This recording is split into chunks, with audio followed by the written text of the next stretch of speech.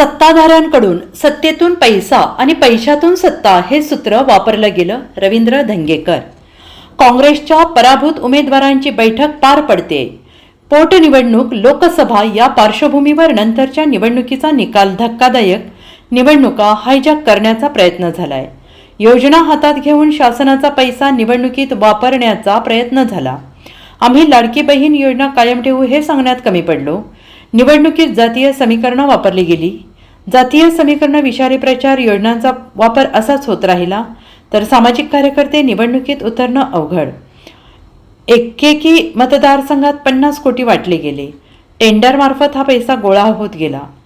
सत्तेतून पैसा, पैशातून सत्ता हे सूत्र वापरलं गेलं. काल निवडणुका झाल्या आणि आज आम्ही परत सेफ झालो.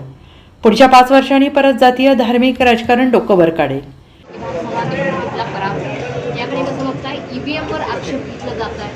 याच्यामध्ये पोटनिवडणूक आणि नंतर लोकसभा निवडणुका आपण बघितलं असेल तर हा पूर्ण महाराष्ट्राचं चित्र आपल्याला दिसतं की ज्या पद्धतीनं सर्वे असतील, तुमच्या चॅनलद्वारे बरेच त्याची चाचपणी केली होती, चाचणी केली होती. त्याच्यामध्ये तुम्हालाही वाटत नव्हतं की एवढं प्रचंड बहुमत, पाचवी बहुमत ह्यांना मिळेल, भाजप आणि शिंदे गट आणि अजित पवार गटांना.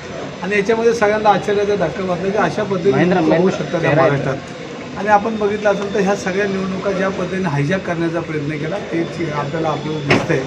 आपण बघितलं असेल तर 26 तारखेला निवडणूक आयोगाने सांगितलं होतं की तुम्ही मंत्रिमंडळ नाही केलं तर आम्ही राष्ट्रपती राजवट लागू करू. हा सोपा एक प्रश्न आहे.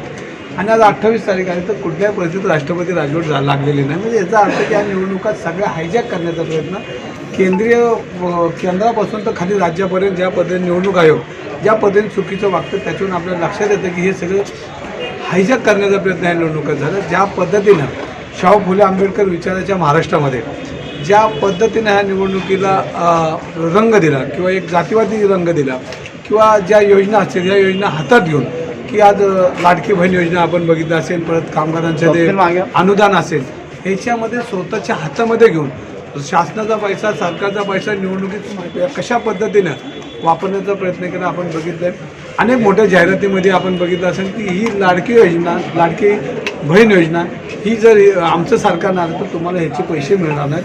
आणि एका 3-3 महिन्याचे पैसे एका वेळेला त्यांनी टाकले निवडणुकीच्या काळामध्ये. आणि सर्वसामान्य भगिनींना आमच्या त्या 7,000-8,000 रुपये मिळाले.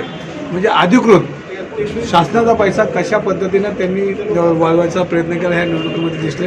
पण ती लाडकी बहीण योजना ही की आम्ही जाहीर केलं होतं की याच्यामध्ये तुम्हाला आम्ही अशा योजना पुढे ठेवू, पण ते आम्ही त्याच्यामध्ये कमी पडलो असं चित्र उभं दिसतंय. आणि ज्या पद्धतीनं जातीवादी रंग देण्याचा प्रयत्न केला आहे. म्हणजे आता कामाला काय एखादा कार्यकर्ता काम करतो माझ्यासारखा 30-35 वर्ष सर्व जाती धर्माला घेऊन, म्हणजे काम करताना जर अशा पद्धतीने निवडणुका जर एका वेगळ्या वळणावर जाऊन जर निवडणुका लढत असतील तर सार्वजनिक जीवनामध्ये सामाजिक काम करणारे कार्यकर्ते जन्मणार नाहीत.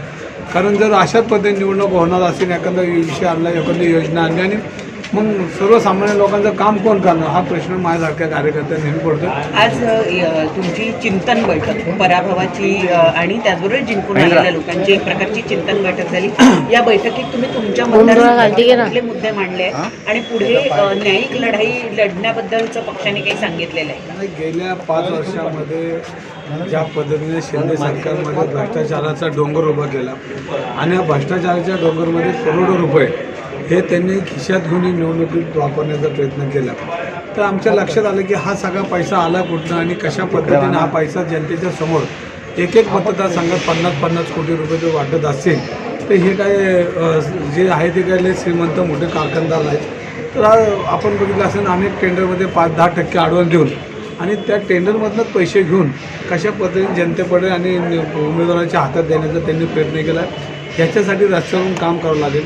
आज आपण बघितलं असेल तर अनागोंदी कारभार हा भ्रष्टाचाराचा इतका प्रचंड उभा राहिला आणि याच्यामध्ये सत्तेतून पैसा आणि पैशातून सत्ता ज्या पद्धतीने केली ह्याला आता रस्त्यावरून उत्तर द्यावं लागेल. आज आम्ही महाराष्ट्रामध्ये मी आज अनेक नेत्यांशी बोललो की पहिल्यांदा ह्यांनी ज्या पद्धतीने शासनाचा पैसा, सरकारचा पैसा, सर्वसामान्यांचा पैसा स्वतःच्या हातात घेऊन निवडणुकीत कसा वापरला जातो ह्याची चिंतन बैठकीत चर्चा झाली. आणि जो शाहू फुले आंबेडकर विचाराच्या महाराष्ट्रामध्ये ज्या पद्धतीनं विषारी प्रचार ज्या पद्धतीने झाला हा विषयाचा प्रचार कुठेतरी थांबवला पाहिजे. मनामध्ये मतभेद न होता मनभेद आणि ज्या गोष्टी एकमेकाच्या मध्ये परिणाम होतात ह्या संविधानाला या लोकशाहीला घातक आहेत. Bureau report SBN Marathi, Mumbai.